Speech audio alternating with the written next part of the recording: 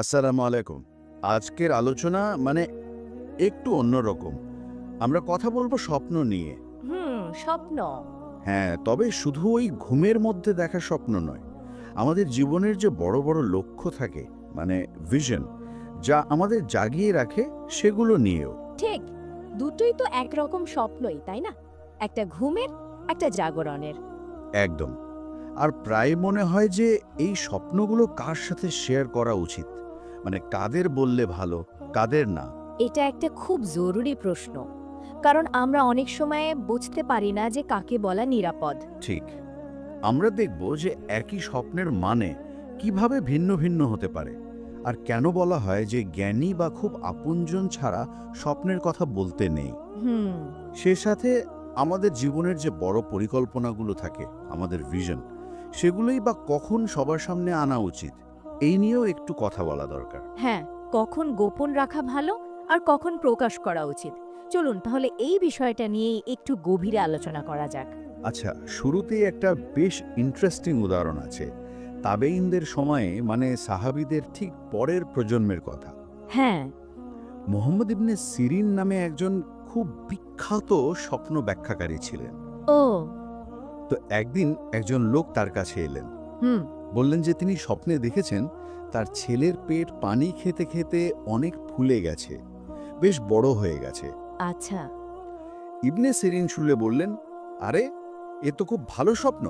আপনার ছেলে অনেক বড় জ্ঞানী হবে, আলেম হবে। এবং আসলেই তাই হয়েছিল। সুবহানাল্লাহ। কিন্তু মজার ব্যাপার হলো, এখানে ঘটনার শেষ না। তাই নাকি? হ্যাঁ, ঠিক একই স্বপ্ন, একেবারে হুবহু একই স্বপ্ন আরেকজন লোকও দেখেছিলেন। বলেন কি? হুম। কিন্তু তিনি ব্যাখ্যা জানতে গিয়েছিলেন এমন একজনের কাছে যার আসলে এই বিষয়ে তেমন জ্ঞান ছিল না, হয়তো সাধারণ একজন লোক। ও আচ্ছা।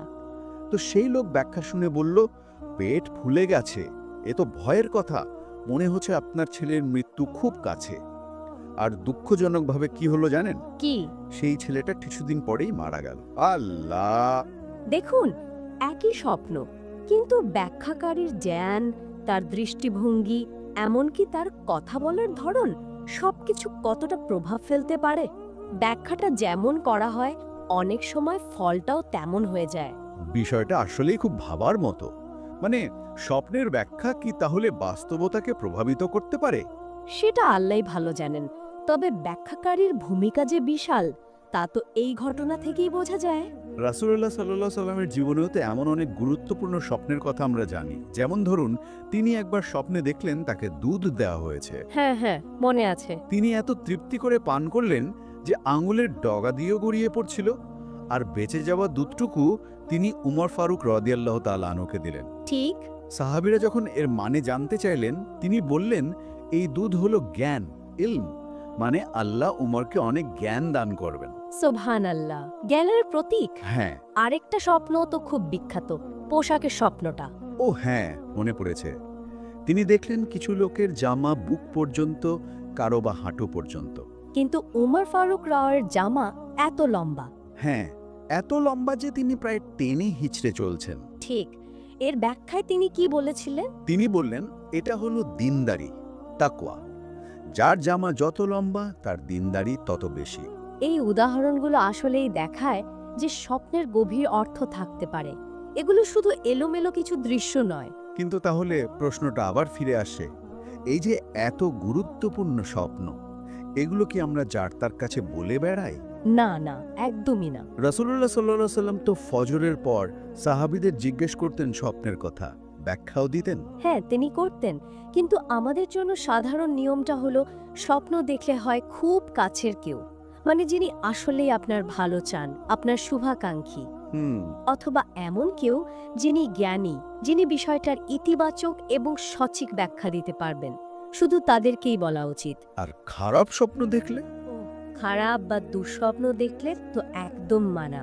কাউকে বলা যাবে না, বরং আল্লাহর কাছে আশ্রয় চাইতে হবে। বাম দিকে থুতু ফেলতে বলা হয়েছে, পাশ ফিরে শুতে বলা হয়েছে। আচ্ছা, আচ্ছা। আর এই একই নীতিটা, যে সতর্কতা, এটা কিন্তু আমাদের জীবনের লক্ষ্য বা ভিশনের ক্ষেত্রেও খুব জরুরি। জীবনের লক্ষ্যের ক্ষেত্রে কিভাবে?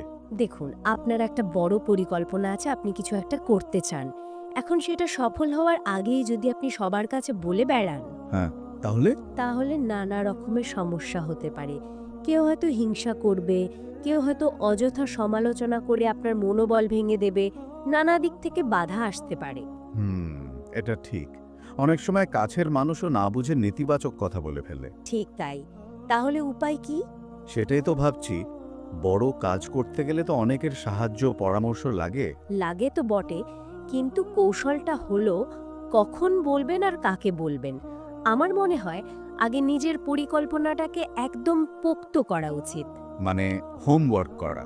হ্যাঁ, ভালোভাবে রিসার্চ করা, গ্রাউন্ড ওয়ার্ক করা, দরকার হলে এমন বিশ্বস্ত আর অভিজ্ঞ কারো পরামর্শ নেওয়া যিনি গঠনমূলক সাহায্য করতে পারবেন। কিন্তু বিষয়টা বাইরে ছড়াবেন না। আচ্ছা, পুরো প্রজেক্টটাকে একটা শক্ত ভিত্তির উপর দাঁড় করানো, মানে প্রস্তুতিটা আগে দরকার। অর্থাৎ কাজটা গুছিয়ে আনার আগে বেশি প্রচার না করা। একদম। যখন আপনার প্ল্যানটা তৈরি, আপনার কাজ শুরু করার জন্য আপনি রেডি, ভিত্তিটা মজবুত, তখন আপনি আনুষ্ঠানিকভাবে ঘোষণা দিন বা কাজ শুরু করুন। তখন আর কেউ সহজে বাধা দিতে পারবে না বা ক্ষতি করতে পারবে না। হ্যাঁ, সুযোগটা অনেক কমে যায়। তাই নিজের স্বপ্ন, সেটা ঘুমের হোক বা জাগরণের, সেটাকে একটু বিচক্ষণতার সাথে আগলে রাখতে হবে। আর সঠিক সময়ে সঠিক মানুষের সাথে শেয়ার করতে হবে। এই ব্যালেন্সটা খুব জরুরি। কখন চুপ থাকতে হবে আর কখন বলতে হবে। বুঝতে পারলাম। সবশেষে একটা চিন্তার বিষয় রেখে যাই, আমরা কিভাবে একদিকে সঠিক মানুষের কাছ থেকে দরকারি পরামর্শ বা দিক নির্দেশনা নেব, আবার অন্যদিকে আমাদের নতুন আইডিয়া বা উদ্যোগগুলোকে অহেতুক নেতিবাচকতা বা সমালোচনার হাত থেকে বাঁচাবো। এই দুটোর মধ্যে ভারসাম্য রাখাটা কিন্তু একটা চ্যালেঞ্জ। আসলেই তাই। এটা নিয়ে ভাবা দরকার। আশা করি আজকের আলোচনা আমাদের শ্রোতাদের এই বিষয়ে নতুন করে ভাবতে সাহায্য করবে। মনে রাখবেন, আপনার স্বপ্ন, আপনার লক্ষ্য, এগুলো খুবই মূল্যবান। কার সাথে আর কখন শেয়ার করছেন সে বিষয়ে একটু সচেতন থাকা ভালো। অবশ্যই। আজকের মতো এখানেই শেষ করছি। আসসালামু আলাইকুম। আর হ্যাঁ, আমাদের চ্যানেলটি সাবস্ক্রাইব করতে ভুলবেন না যেন। আসসালামু আলাইকুম।